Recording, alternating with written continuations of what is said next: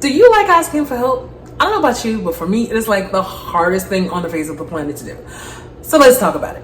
Hey friend, hey, it's your girl Denise Renee, and in this video, we are going to talk about normalizing asking for help. Now, yes, we're in my little itty bitty kitchen, and yes, this is my stove, because as you can see, this is about as much counter space as I have on this side and the other side, and that side's taking up the toaster, the aluminum foil, the oil, my knives and spoons, cooking spoons and whatnot. Now, I am not one of those food video girlies, okay? So this ain't gonna be cute. It's just, I happen to be home on my midday break and I'm making something, and so I was like, well, I may as well knock out two birds with one stone. Let's record a video and make what we gonna make. And it gives you something more interesting to look at than just my beautiful face that is awash in light, because I brought my own. I don't know if you can see it in the glare here. I brought my softbox out. But anyhow, I am making some, what is this? Albacore, aka tuna.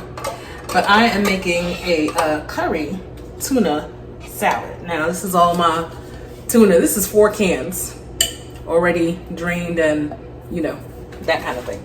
So I'm gonna show you what I'm gonna put in it and whatever. So for my sauce or whatever, I'm using Primal Kitchen Ranch, and I'm gonna use some of the Primal Kitchen mayo. I like using it because the ingredients are clean. So if you're on keto or paleo or Whole30 or anything, one of those protocols, there's no dairy, no sugar, healthy fats, yada yada. And for my seasonings, I don't know if I'm going to use salt because there's a little bit of salt in it already, but if I need more for taste, this is pink Himalayan salt, but that will be the last thing that goes in. So I have my curry, I have my turmeric, I have my black pepper, I have my garlic powder, I have my onion powder, and don't judge me, I have my raisins, okay? Because I like the savory and the sweet, okay? The savory and the sweet, okay? You don't want that in your tuna salad? Don't put it in there. It is what it is. And then also, I'm finna cut up some, what's this? Green pepper. Green onions, oh my God. I love me some green onions. And some celery because I like it chunky. Okay, so now that you know what's going in there, let's get to chopping and talking and chopping. Let's get to chopping and chopping it up. All right, so why is it that okay, I'll take responsibility and I'll say me. I definitely share with my son, who is now 12, that it is the wrong knife to be using for this, that it is okay to, hold on. I think my other knife is in the dishwasher over there, so we're gonna have to use the chef knife. Now listen. I'm not a cooking girly, okay? I don't know how to use these things properly. I just use them and keep it moving, okay? So don't say nothing about my technique. All right, anyway, so yeah. So I tell my son, it's okay to ask for help. Of course, do as much as you can do prior to. Actually, you know what? I want this a little bit smaller, so we're gonna chop that in half. Choo-choo. We're gonna sliver this in half, and then we're gonna chop this off. Choo-choo. Then we're gonna sliver this in half, and then we shall commence. All right, there we go. All right, so yeah, so I tell my son, try to do your best with whatever it is you're doing, especially when it comes to homework, and then if you need help after that, then if you've done your best, if you kind of get stuck, then go ahead and ask for some help. But for some reason, as adults, it's just so hard for me to take that advice. Now, I do know where part of that comes from for me personally. I grew up watching my single mom do her absolute best in raising me and my sister. And she was blessed to have a little village of her sisters. At one point in time, we lived with 3 of my other aunts, and then she moved out and was just living with one of my other aunts, and it was just us. But my mom did not, at that time, she did not like asking people for help too much, because from her experiences, a lot of times people would throw it back in your face, like, oh, well, I had to do this, whatever, So she became as self-sufficient as she really could. Like anything she could do by herself and for herself, she really would. And minimize asking people for help. So that is an example that I saw. Now, is that a good thing or a bad thing? It's neither, right? I'm not vilifying it, and I'm not glorifying it. I'm just saying it is what it is. It's the example that I saw, and I kind of came out very similarly, where I just want to be able to just do as much as I can do by myself, for myself, and not ask people for too much, because I too have had my situations where I've asked people for help. People have promised help, and they just haven't come through. And I think maybe for me, it's more like a disappointment thing. I mean, I don't think there's anybody who likes being disappointed, but I've had so much disappointment in my life that I've gotten to a point where I'm just like, if I can avoid it, we don't try to avoid disappointment. And one of the easiest areas for me to avoid disappointment with other people is just don't ask them. Don't ask them for nothing. If somebody volunteers and says, hey, I will do this, then I'm like, great, cool. And then I wait and see if they actually really do it. Half the time people do, they honor their word, and the other half of the time they don't. So I just always make sure I'm able to do as much as I can do for myself as possible. And that's just my mindset. So again, don't judge me. I'm over here throwing stuff to the side, but I just don't want to walk off the camera to the garbage can. I'll handle that a little bit later. Yeah, let's just go ahead and put that in. Actually, you know what? I'm gonna go ahead and put my seasonings in first and toss that around, and then while I work on the chunkiness. So I mention this because recently, as in like a month and a half ago, I had to ask for help, and it was very different for me. I sent an email to 8 people in my life, and I was just at a point where, try not to cry.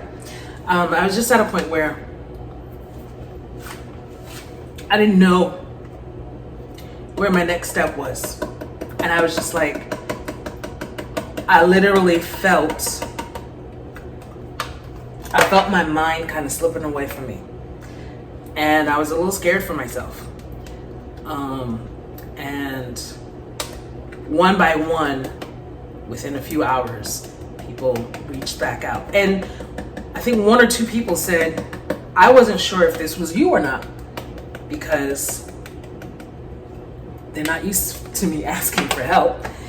And also, sadly, people's emails get hacked, people's phones get hacked, and you get people asking for money. And I didn't ask for money. I was just like, I'm in a bad space mentally, and I need help. But yeah, sometimes, you get these hackers, and so unfortunately people are not really sure if you really send something out, is this you or not? So, people started calling and verifying, is this you, girl? Like, yes, child, it's me. So it was tough, but it was also very freeing. It was freeing in that I felt like what I was dealing with, I now didn't have to deal with by myself. All right, so let's shove you in here because space is a premium up in here. All right, let's get to my green onions. I love green onions. So, it really made me think about, why is it we teach our kids to ask for help when appropriate, but when it comes to us as adults, it's like we have to have this thing where we feel like, or at least we seem to others like we've got everything all figured out, everything is together. Girl, why you keep with this little knife? Okay, back in the flash. Okay, we back with a clean knife. So yeah, it's like, why is it that we teach our kids to ask for help, but we want to pretend like we've got adulting figured out? I mean, anybody, raise your hand if you like adulting. Right? Adulting is not fun. But it's okay if we get to a point where we can't handle it, because honestly, the situation that I find myself in, I'm like, I've never been here before and I need help navigating. And it's okay to need help from time to time. We do not have everything all figured out. And, I think that while there are some benefits to modern life, I think one of the biggest drawbacks is that we move around so much for job, for relationships, for adventure, that we no longer live in communities. And before, our community was basically the people that we literally lived around, including our family. And nowadays, our community could be, the neighborhood that we live in or whatever. But if you are finding yourself moving every few years because of jobs and things like that, or family or da-da-da-da, it could be really hard to develop new relationships and develop new friendships and trust people and who, how do you know who to trust? So it gets really tough the older you get, and when you're no longer living amongst the people that you've known the longest or you've known the best. But nevertheless, no matter where we are, it is so important to find and develop a community if we are no longer living near our family. And sometimes, sometimes there are some family members that you may have to put a distance between for, whatever the reason is, and they may not be your community, but good God, find a community and make it. And sometimes it's tough. I don't know about for you, but I noticed that the older I've gotten, the more I've moved, it's challenging to make friends as adults. A lot of times we spend the most amount of our time at work. And so maybe, right, you have to keep up a certain image and appearance at work. So there's certain things you would not confide in people at work unless you became really, really, really good friends with someone. And then once you leave that job, it's really difficult to keep in contact with those people because it was convenient to, let's say, go out for drinks or whatever, or go out to dinner or go out to lunch with your coworkers at that time, and you guys were close at that time. But now that you work across the city, you work at another company, you have different hours, or you left the state or they left the state or something like that, it's really hard to stay in touch, and it's really hard to keep those connections going.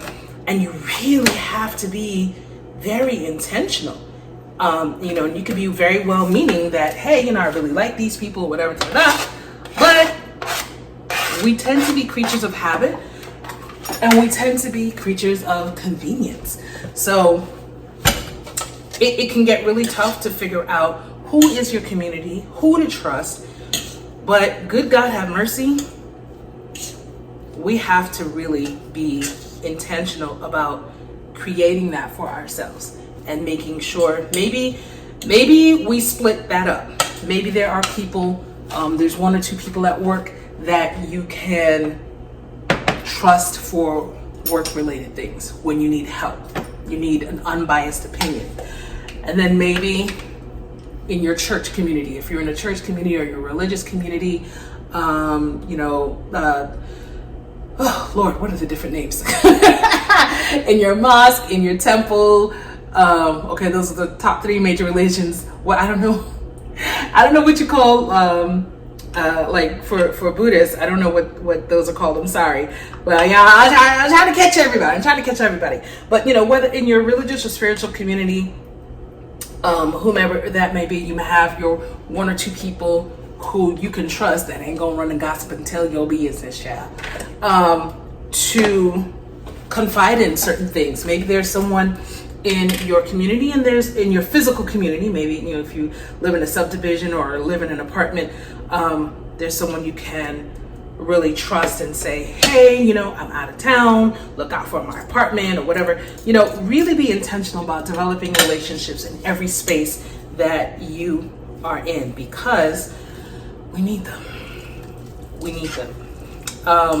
My personal community my community is kind of interesting because there are people that I have here in the metro Atlanta area that I love and that I trust and that I talk with.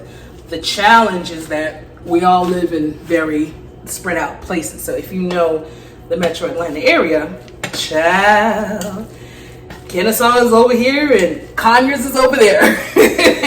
And everything else in between. And Carrollton is practically in Alabama, child. So, you know, when I have people who are like my peoples, but they are spread out, that could be a challenge. Although, oh my goodness, one of my peoples literally just moved into a community on the other side of the road from me. So I'm like, that's really, really, really, really nice.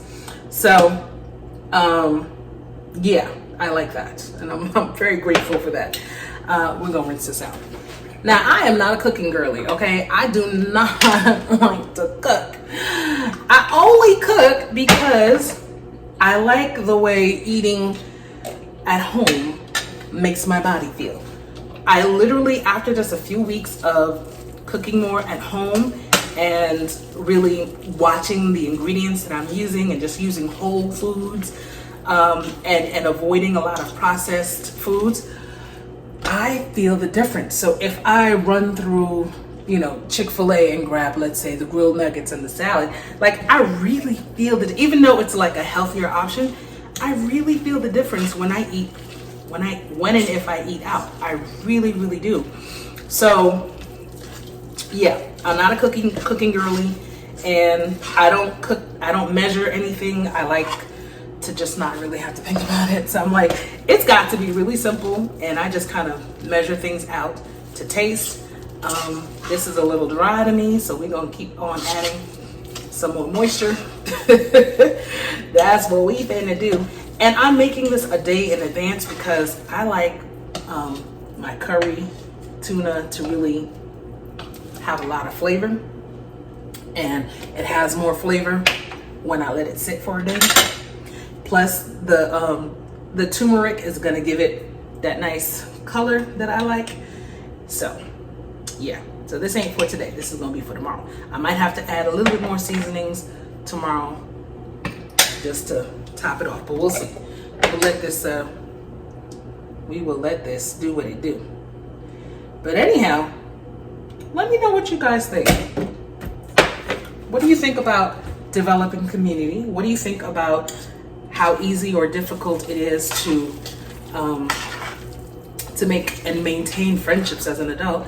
And how easy is it for you to ask for help? Do you have people that you can ask for help for different areas of your life? Like, there's just stuff is going on. Sometimes, you know, sometimes help is just, I need to get this off my chest and just get it out of my head so that I don't feel like I'm going crazy with something.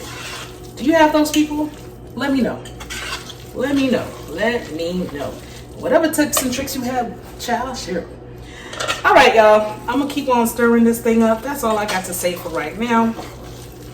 And what I'll do when it's like done for tomorrow, I'll show you a picture of what I mean, the color that comes in.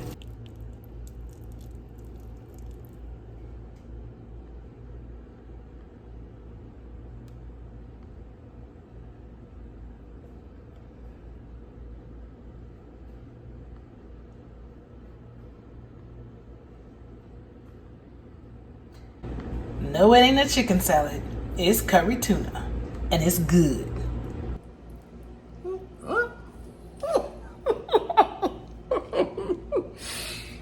Yep. I got some on my shirt. All right. Waste not, want not. All right. And now I'm finna add my raisins. Don't judge me. I know we be if you black. I know we give white folks a hard time when they put raisins in their potato salad, but this ain't potato salad, okay? I don't put raisins in potato salad. This is curry tuna. This is just the savory and the sweet, okay? The savory and the sweet. All right, y'all. That's what I got. I'll see y'all in the next video. I'm gonna keep on stirring.